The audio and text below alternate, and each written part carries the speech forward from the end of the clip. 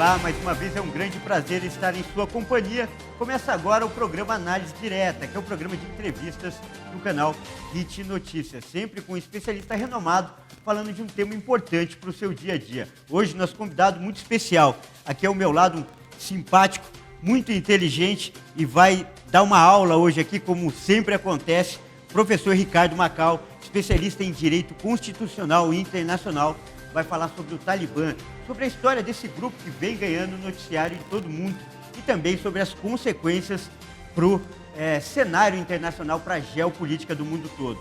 Tudo isso a partir de agora no programa Análise Direta.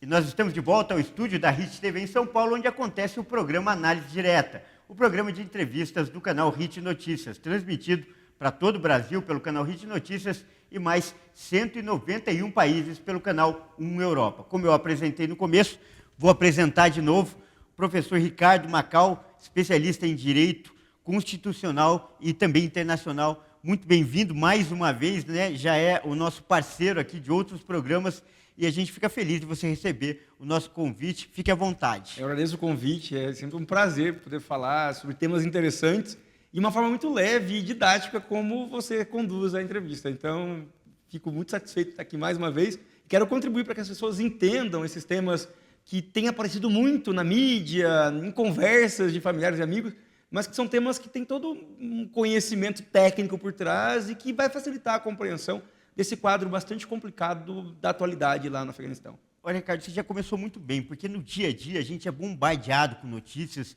e só se fala nisso agora, mas não é tão fácil assimilar, não é tão fácil compreender, porque tem todo um contexto e nem todas as pessoas têm a possibilidade de ter acesso a um professor, um especialista como você, para tirar essas dúvidas, né? Olha, é engraçado porque antes acho que o conhecimento, a informação era muito reduzida, era difícil de obter. Hoje a gente consegue informação em qualquer lugar, nem sempre essa informação chega da maneira que deveria ser endereçada para quem vai receber. Por isso que poder falar num programa como esse, de um tema técnico, que envolve aspectos de direito, mas também aspectos de cultura, de história, de economia, de relações intergovernamentais entre os Estados soberanos, é um privilégio e eu fico muito satisfeito em poder contribuir em alguma medida, porque as pessoas entendam que nem tudo que está acontecendo agora no Afeganistão foi resultado das cenas que nós vimos há 2 semanas para agora. Já tem toda uma história, não só em relação ao Afeganistão, mas que envolve toda a área geográfica onde aquele país está localizado. E, então, compreender a situação do Afeganistão hoje e da ascensão, mais uma vez, do Talibã, sem dúvida nenhuma, exige um olhar para o passado, para que a gente possa, talvez, pensar o que pode ocorrer no futuro. Legal. Seguindo essa linha de raciocínio que você já propôs desde o começo, o que é o Talibã? Todo mundo está ouvindo o Talibã assumiu o poder, mas o que é o Talibã do ponto de vista do direito internacional, tecnicamente falando? Como que a gente define o Talibã? O Talibã já foi várias coisas, sobre o ponto de vista técnico. Hoje ele, ao que tudo indica, vai ser considerado o governo do Estado do Afeganistão. Um Estado soberano... Hoje é oficial, então, é o governo reconhecido... Nós não podemos falar oficial porque esse é um detalhe muito interessante. Legal. Porque no passado, existia uma prática no direito internacional de se reconhecer governos. Então, tinha uma mudança, os demais países se manifestavam. Mas isso foi provado e foi muito estudado, debatido, que violava um princípio das relações internacionais, o princípio da não intervenção em questões internas. Então, cada país decide qual é o seu governo. Por exemplo, nós temos alguns países próximos do Brasil que têm problemas de instabilidade política, mas raramente nós vimos um pronunciamento oficial do Brasil e dos países vizinhos, porque se entende hoje que cada país deve, de fato, definir qual será o governo efetivo, responsável por cuidar daquele território e da população. Então, o Talibã conseguiu, de fato, podemos dizer, metaforicamente, né, expulsar o governo estabelecido, porque o chefe de Estado do Afeganistão ele fugiu, buscou, ao que tudo indica, asilo em um país vizinho, e agora vai ser responsável por conduzir as questões de segurança interna e externa do Afeganistão e de estabelecer relações econômicas, culturais, relações de cooperação técnica com os países na esfera internacional. Então, podemos dizer que o quadro hoje indica que a população afegã, mesmo quem não concorda com a ascensão do Talibã, vai ter que lidar com esse governo que se forma, e os países, naturalmente, quando tiverem interesses que envolvam o Afeganistão, e podem ser interesses não diretos, mas, por exemplo, cruzar o espaço aéreo num voo internacional, vão ter que negociar com esses representantes agora, que têm a sua origem histórica ligada ao Talibã, que no passado era considerado um movimento formado por estudantes, que questionava o governo estabelecido, mas que, por uma questão geoestratégica, e o Afeganistão está numa posição muito importante para os países, porque ele está muito próximo da Rússia, da China, que são hoje grandes potências, não só militar, mas econômicas, e que tinha uma dificuldade muito sensível em ter uma normalidade. Isso fez com que alguns países do Ocidente, em especial os Estados Unidos, mas com o apoio da Inglaterra, da França, vissem no Talibã na década de 70 uma oportunidade de incentivar aqueles atos de contestação do governo estabelecido e tentar estabelecer um governo que atendesse os interesses do Ocidente. E, sem dúvida nenhuma, nesse período começa o grande problema para a estabilidade do Afeganistão. Definir um governo de um país não é apenas ter o apoio internacional, mas é conseguir que esse governo reflita os anseios, as necessidades e, principalmente, que traga esperança para o povo. E, nesse ponto, nós temos, desde esse período, uma dificuldade gritante em identificar um núcleo no Afeganistão que reflita o conceito de governo. Pois é, essa dificuldade de ter uma unidade interna é que também propôs as condições para o Talibã surgir, né? Você falou um pouquinho da definição, mas eu queria que você falasse também um pouquinho do surgimento. Era o auge da Guerra Fria ali. Exato. Era, e ao final, quase, caminhando. Era um ato de desespero. É verdade, já era o final. Mas já da década de 70 ainda havia bastante filme em Hollywood dando conta dessa disputa. E aquela região era da União Soviética que oprimia o país ali, no caso do Afeganistão, e esses rebeldes, esses jovens, que eram jovens até com poder aquisitivo, não aceitavam isso, né? Então, porque alguns analistas defendem que essa aproximação dos Estados Unidos em relação a esses jovens estudantes que tentavam já consagrar no âmbito do Afeganistão valores muito caros no Ocidente, e você deu um exemplo fenomenal, os filmes de Hollywood, né? A indústria do cinema foi uma forma dos Estados Unidos ganhar espaço nas relações internacionais, muito chamado soft power, porque muita gente acha que os Estados Unidos é uma potência bélica, mas nas relações internacionais vale muito mais empregar esse chamado soft power do que o hard power, que é a força militar. Primeiro, é caro usar a força militar, geralmente é traumático, existem mortes, existe reprovação da sociedade internacional. Mas o soft power, como, por exemplo, a difusão dos valores culturais, de marcas de roupa, de modos de vida, aquele modelo de família, é algo que acaba tendo para o país um ganho muito mais efetivo nas relações internacionais. Então, nesse período em que nós tínhamos cinema mostrando todo esse contexto da Guerra Fria, os analistas dizem que a última grande cartada que deu errado dos Estados Unidos foi tentar incitar no Afeganistão, já que era um país muito próximo da antiga União Soviética, hoje Rússia. Estratégico, né? Essa ruptura. Era como se fosse a Cuba dos Estados Unidos. Exato, uma analogia perfeita. E, então, deixou de ser uma área de influência da União Soviética e, a partir da década de 70, os Estados Unidos passaram a influenciar com ajuda econômica, militar, esses rebeldes, naquele momento, que, ao serem reconhecidos pelos Estados Unidos e por alguns países da Europa, ganharam um novo status no direito internacional, passaram a ser considerados insurgentes. Ou seja, insurgente é um grupo interno que luta para alterar o governo. E aí está... Contra a ordem vigente. A ordem vigente, exatamente. E aí está, eu acho que a raiz dessa crise de agora, de 2021. Eles não conseguiram atender o que os Estados Unidos esperavam, tanto que os Estados Unidos invadiram o Afeganistão depois do 11 de setembro. E pior do que isso, né, eles não conseguiram trazer para a população do Afeganistão uma mudança de paradigmas dentro de tranquilidade e segurança.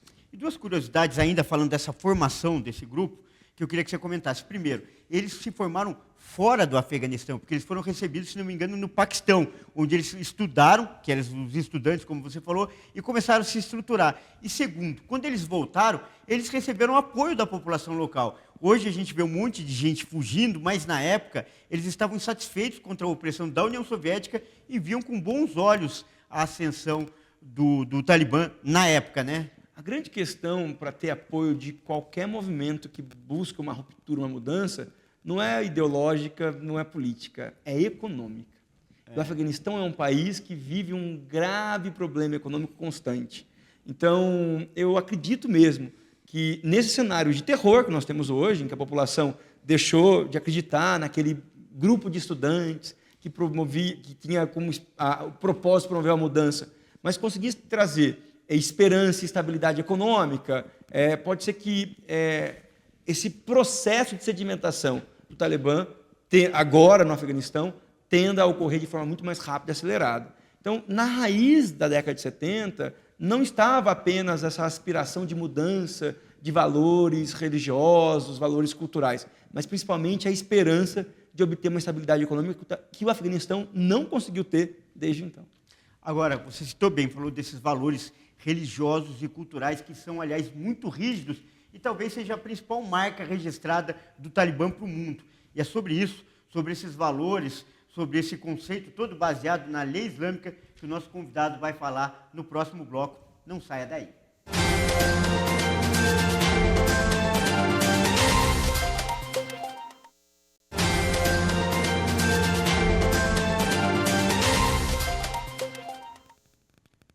Nós estamos de volta com o segundo bloco do programa Análise Direta, o programa de entrevistas do canal HIT Notícias, que hoje recebe um convidado muito especial. Aqui ao meu lado, o professor Ricardo Macau, que é especialista em Direito Constitucional e Internacional. A gente já falou bastante no primeiro bloco da origem, você deu uma definição boa, até técnica, do Talibã. Mas a marca do Talibã para o mundo inteiro, e até o que causa medo, pavor, até nas pessoas que não conhecem, são as práticas de exercício da lei, a lei deles, o conceito de leis, que é baseado na lei islâmica, né, na Sharia. Eu queria que você falasse um pouco disso, dessa formação e desse até radicalismo que essa lei, que esse grupo, ele transmite, pelo menos para o mundo. Parece também está tentando mudar um pouco essa imagem, né? Exato. Olha, isso não é uma característica apenas do Afeganistão, é uma característica dos países que têm majoritariamente a população ligada ao islamismo. Então, países que estão atrelados a essa característica histórica, social, cultural, religiosa, são países que geralmente não passaram por uma colonização por países europeus e tiveram uma ruptura histórica muito radical, como é o caso do Brasil. O Brasil, não só o Brasil, mas a América como um todo. Então, existe uma continuidade histórica nos países islâmicos. E, em razão deles não terem vivenciado essa ruptura brusca, a chegada de colonizadores, existe essa constância de que toda a vida social, e isso inclui o direito, está baseado nos ensinamentos do profeta. E é algo que a gente que vive no Ocidente não consegue entender, porque é mais do que a imposição da vontade do Estado ou do governo por meio da lei, mas, de fato, é a manutenção de toda uma forma de organizar a sociedade, a família, as relações interpessoais e, principalmente, de acreditar nas perspectivas de futuro e dos fatos que já ocorreram na vida daquele país.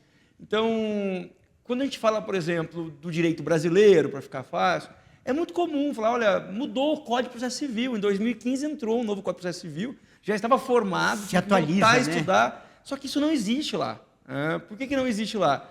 Porque toda a concepção de direito está baseada em um texto que tem uma longevidade histórica muito grande. O que ocorre é que, dependendo do governo que está incumbido de conduzir as relações daquele país, se faz uma interpretação mais radical ou mais flexível dessa lei islâmica, dos ensinamentos que tem como origem na Sharia. Por isso que nós temos que ficar de olho e acompanhar de que modo o Talibã agora vai aplicar esses ensinamentos e vai exigir a aplicação de normas baseadas na interpretação que deve ser feita da Sharia. Você falou com muita propriedade, Macau, que essa lei ela mistura muito que é o comportamento civil, até criminal, com a religião, o pecado, né? Inclusive, nossa equipe de reportagem preparou uma matéria, né, uma reportagem para falar sobre a perseguição que os cristãos têm sofrido desde que o Talibã voltou ao poder no Afeganistão. Vamos conferir? Esse depoimento foi gravado por um missionário que vive no Afeganistão logo após o Talibã assumir o controle do país. O homem fala inglês, mas por segurança não se identifica. Ele relata o medo que o novo regime trouxe para os cristãos.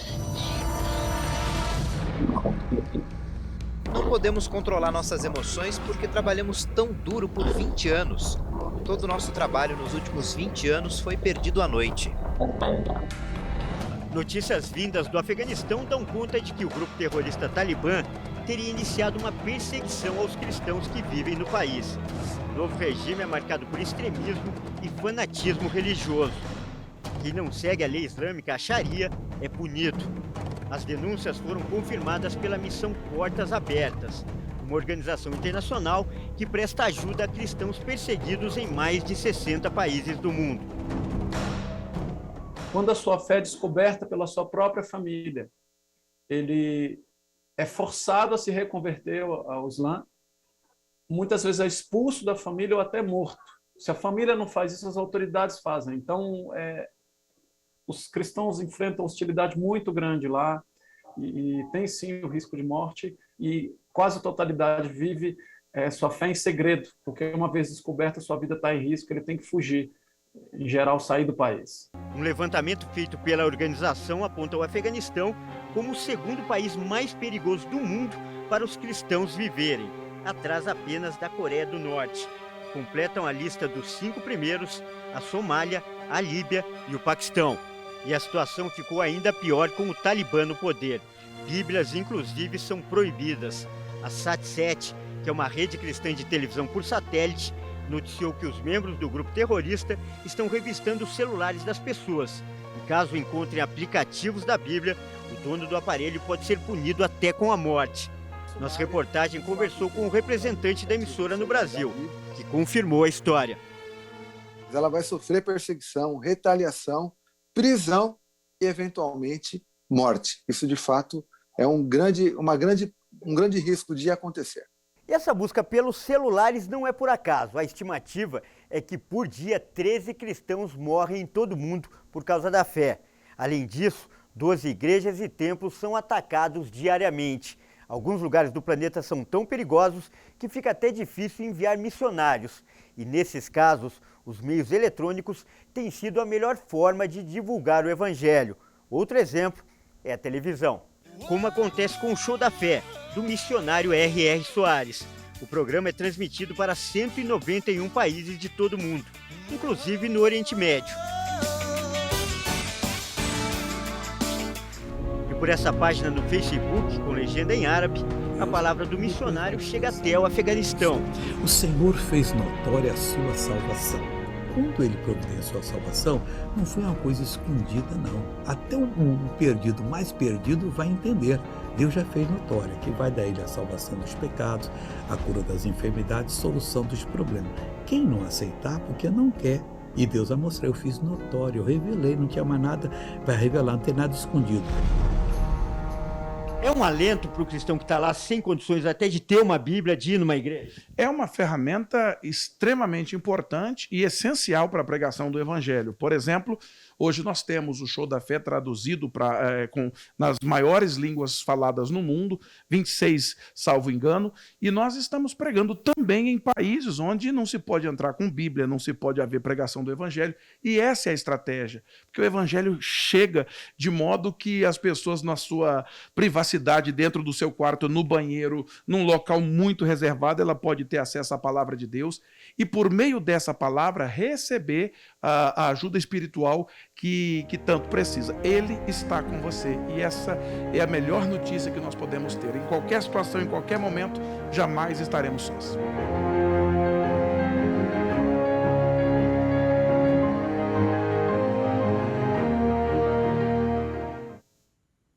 Pois é, por essa reportagem deu para a gente ver um pouquinho como é que é isso na prática que o Macau tem falado para a gente aqui. Eu só fazer um registro, posso? Claro, fica Eu à vontade. aprendi muito aqui, eu não sabia a situação da Coreia do Norte, e faz todo sentido, porque lá ainda é um regime muito atrelado àquela noção da Guerra Fria, que a União Soviética tentou implantar no Oriente, e em países que têm governos muito, muito fortes, governos que querem controlar todos os aspectos da vida, a religião, e não só a religião, mas outras instituições acabam sendo um empecilho para esse projeto de governo. Então, é interessante a matéria, porque ela já pode também ser usada como um norte para uma situação futura que a gente vai enxergar no Afeganistão. Se o Talibã pretender ainda controlar todos os aspectos da vida social, a família, as relações interpessoais, os amigos, a fé de quem mora naquele país, é possível, né, que esse governo tente implantar um modelo que vai na contramão de todo o esforço que foi feito nesses anos em que os Estados Unidos tentaram estabelecer novos valores e resgatar, portanto, aquela concepção que existia antes da década de 70, que o próprio Talibã tentou derrubar quando foi criado. Seria um paradoxo absurdo. Exatamente. Então, se eles buscarem perseguir diversidade, não aceitar, por exemplo, novas concepções de encarar a vida e de promover a liberdade dos indivíduos que moram lá, eles vão acabar enterrando toda a origem que fez com que eles se organizassem e se tornassem inicialmente um grupo rebelde, depois um grupo insurgente e agora o governo do Afeganistão. E é interessante, Macau, porque para nós brasileiros que nascemos já debaixo de uma constituição, de códigos civis, códigos penais, é difícil, né, para a pessoa comum que não é um técnico em direito, um especialista como você, entender o ponto de vista deles, a realidade deles. A gente apenas imagina que é uma sociedade um pouco mais atrasada. A gente até tem a tendência a fazer esse julgamento que é injusto. Exato, já vou pontuar que é como a gente se coloca numa posição de soberba, alegando que eles são atrasados. Mas não é bem assim, né, Macau? Inclusive, a Sharia, que se vem do Alcorão, que provém do Alcorão, é o código penal deles, né? Sim, não, e código penal, código civil, cuida do casamento, cuida de compra e venda, quem não honra a dívida pode ter penas corporais, pode levar chibatada, alguém que comete um roubo, um furto, pode ter a mão amputada, é algo muito radical, mas então isso acontece naqueles governos de estados e países islâmicos que faz ainda uma leitura muito, muito, muito radical da Sharia. Com a evolução da história, mesmo em países que têm essa continuidade de aplicar essa lei islâmica, se percebe a necessidade de adaptar, por exemplo, o que era considerado uma agressão ao patrimônio no passado, onde as pessoas dependiam muito do patrimônio para subsistir, para viver, não tinha mobilidade de trabalho, não podia trabalhar remotamente. Não é mais assim hoje. Nós vemos hoje uma nova concepção de vida social e mesmo nesses países, os governos mais abertos, nós temos exemplos, como a Indonésia, por exemplo, tem flexibilizado essa leitura sem abandonar as raízes históricas e religiosas, mas adaptando aos valores dos tempos atuais. Um outro exemplo prático que a gente pode ver também a partir da matéria são os crimes cibernéticos, os crimes virtuais. Isso tem melhorado no Brasil, a lei tem se aprimorado acompanhando a mudança de comportamento.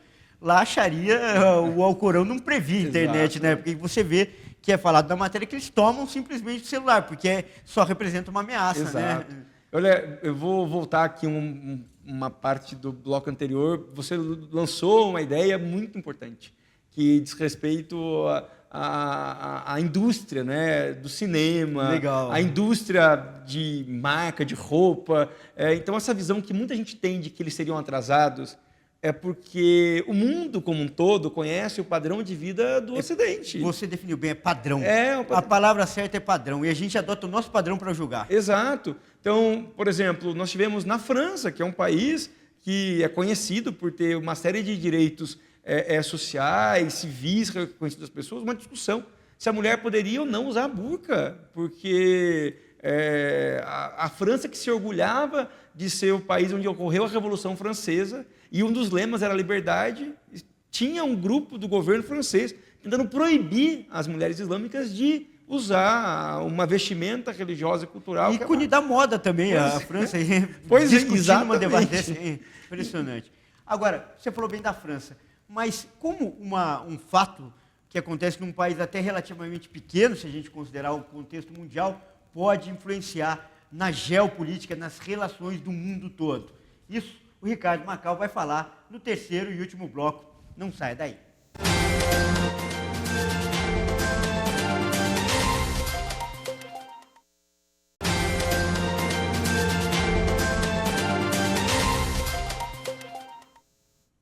Estamos de volta ao estúdio da RIT TV em São Paulo, onde acontece agora o terceiro e último bloco do programa Análise Direta, o programa de entrevistas do canal RIT Notícias. Hoje o tema é Talibã, aliás, um tema que vem ganhando espaço no noticiário de todo mundo. E para falar sobre isso, nós estamos recebendo aqui um especialista no assunto, professor Ricardo Macau, especialista em Direito Constitucional e Internacional.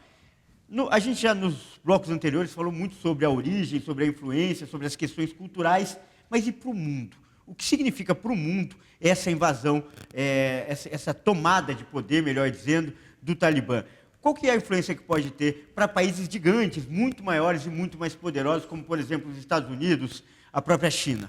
Bom, a gente pode analisar sobre 2 pontos de vista. O primeiro é que esse movimento bem-sucedido do Talibã pode insuflar outros insurgentes nos países islâmicos. Isso vai trazer instabilidade política para toda aquela região. Então, o primeiro ponto que pode ser influenciado é o próprio Oriente Médio. Exato.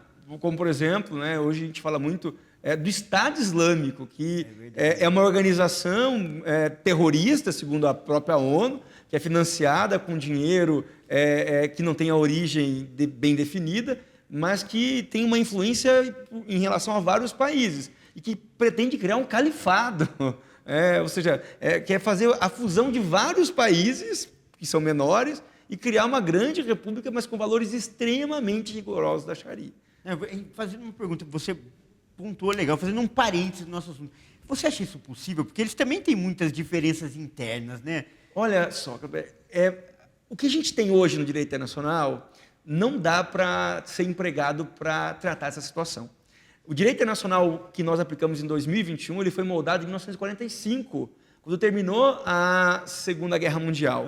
Então, esse direito internacional não sabia lidar, por exemplo, como deveria ser conduzida a resposta dos Estados Unidos para os ataques em 2001, nas Torres Gêmeas, lá no World Trade Center. Os Estados Unidos criaram uma nova teoria chamada legítima defesa preventiva para poder autorizar, junto ao Conselho de Segurança, a invasão do Afeganistão e tentar extrair daquele momento lá político do Afeganistão a influência do Talibã.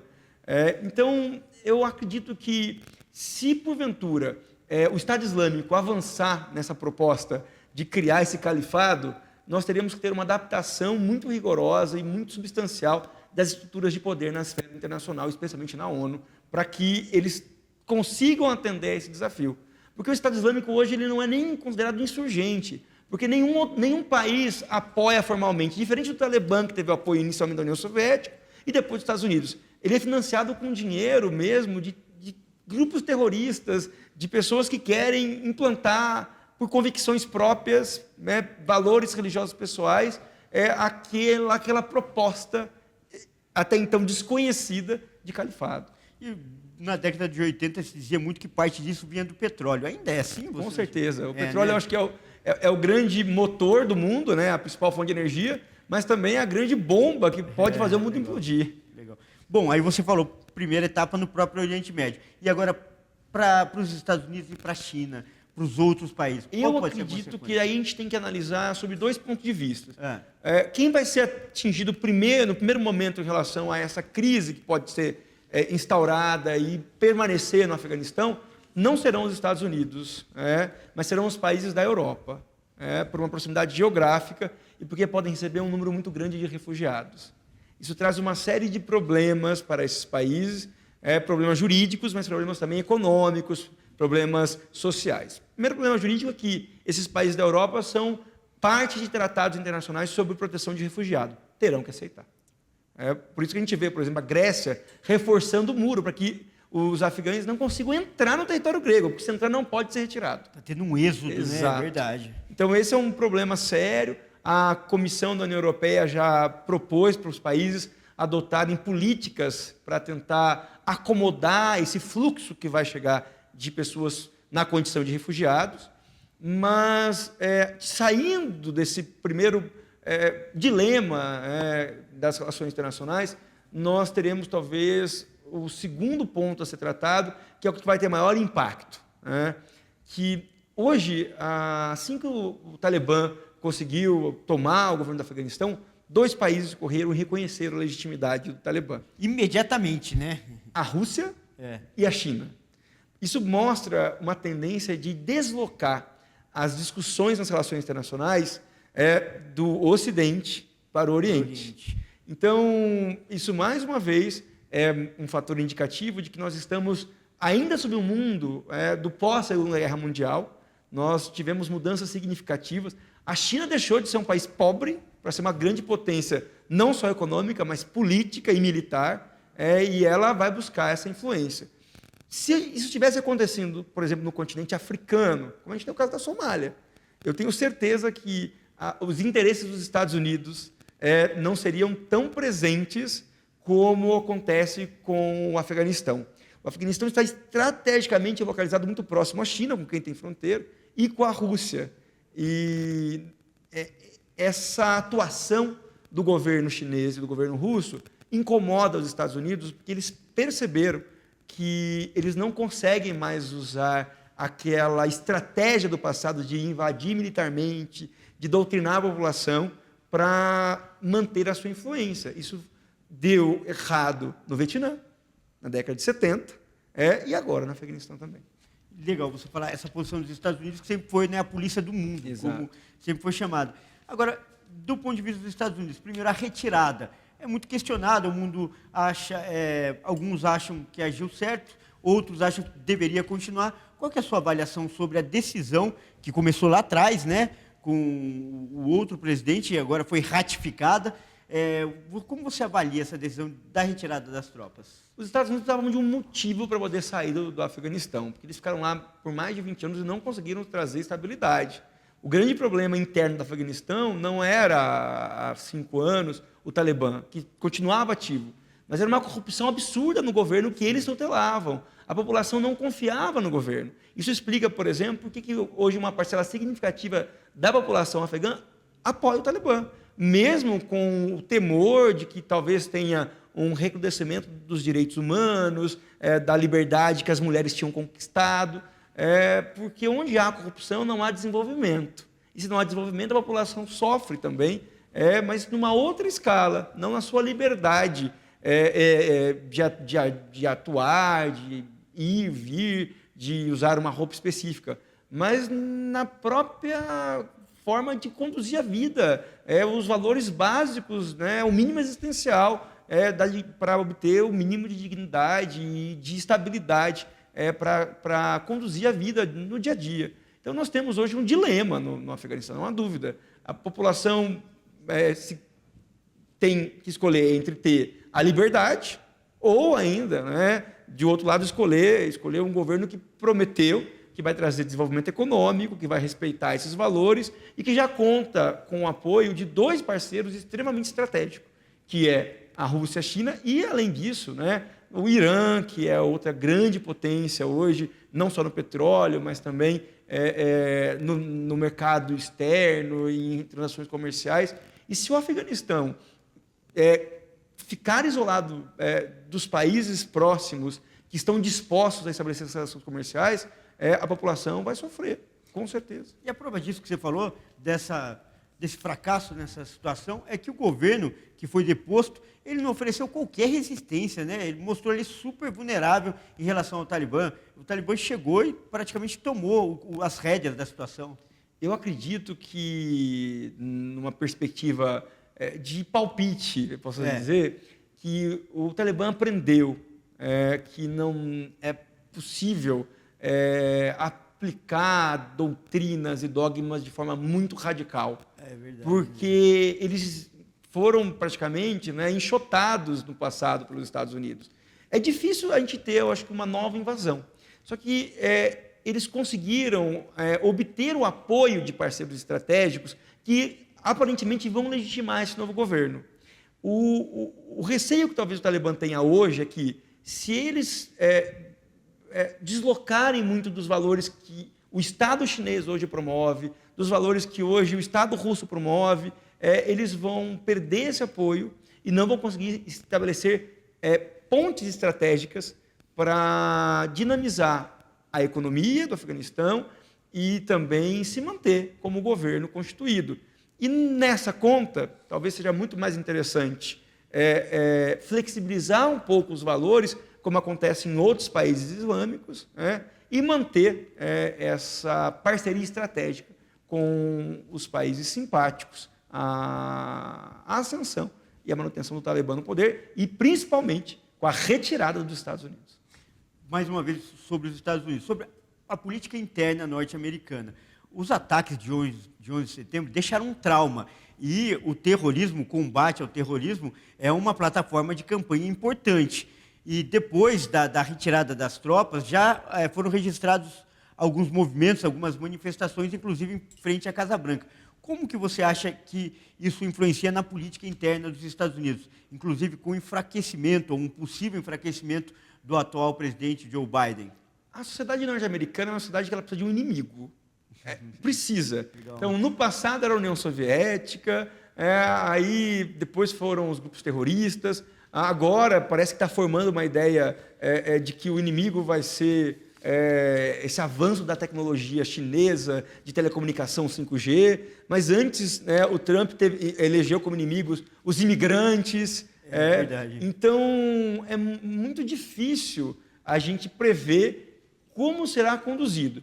Se os Estados Unidos não encontrarem um outro inimigo, pode ser que eles queiram ainda manter esse padrão de comportamento e articular uma nova investida em relação ao Afeganistão. Mas eu acredito que os Estados Unidos têm problemas mais sérios hoje. A população empobreceu lá também, em razão da pandemia, mas em razão também de políticas econômicas que já haviam sido feitas pelo presidente anterior. E se o Biden quer manter essa continuidade do projeto que levou ele a ser eleito, numa eleição muito apertada. Eu lembro que eu estive aqui na Rede TV para comentar a eleição dos Estados Unidos e parecia assim, a final da Copa do Mundo. Um estado o Trump ganhava, no outro Biden, e isso tem um peso muito grande para que esse projeto do Biden, que convenceu a maior parte do eleitorado norte-americano, se permaneça, ele vai precisar de cuidar inicialmente de questões internas. E nesse ponto, eu acho que uma nova ofensiva na esfera internacional não deve ocorrer. As brigas, talvez, com o inimigo externo vão ocorrer nas organizações internacionais, em especial em relação à China, com a balança comercial na OMC, ou ainda por meio de negociações de comércio internacional, porque o que interessa tanto para os Estados Unidos quanto para a China e também para o Talibã é desenvolvimento econômico. Legal. Ricardo, infelizmente, nosso programa vai chegando ao final, o tempo voou, né? O papo foi muito interessante, muito dinâmico, como sempre essa é a característica. Mais uma vez aprendi muito com você, agradeço. E temos aqui já ainda algum tempinho para você se despedir e deixar os seus contatos, as suas redes sociais. Bom, gente, eu estou sempre disposto para poder esclarecer temas como esse. A gente tem que entender que o problema ele não surge da noite para o dia e a solução também demanda tempo, assim como o problema foi formado. Então, eu estou sempre disposto e disponível para voltar para cá e para poder ter esse papo cordial, proveitoso, em que a gente troca experiências e conhecimento. Trabalho como professor de dedicação exclusiva, então, poder difundir conhecimento não é a minha profissão, acho que é a minha missão de vida. Legal. Então, podem me seguir nas redes sociais, nas redes sociais do curso que eu trabalho também. O curso é @curso Damásio no Instagram, e o meu Instagram é @FaleComMacau. Acho que hoje a gente fala tudo pelo Instagram, mas lá vocês vão encontrar também depois menção ao meu Facebook, a eventuais outras participações no curso que eu tenho também. Pois é. E quem não conhecia, não sabia nada de Talibã, hoje recebeu um bombardeio de informações. Obrigado. Muito legal essa entrevista, né? E você gostou? Quer assistir de novo? É só acessar as nossas redes sociais, que esse programa e outros estarão lá para você ver de novo.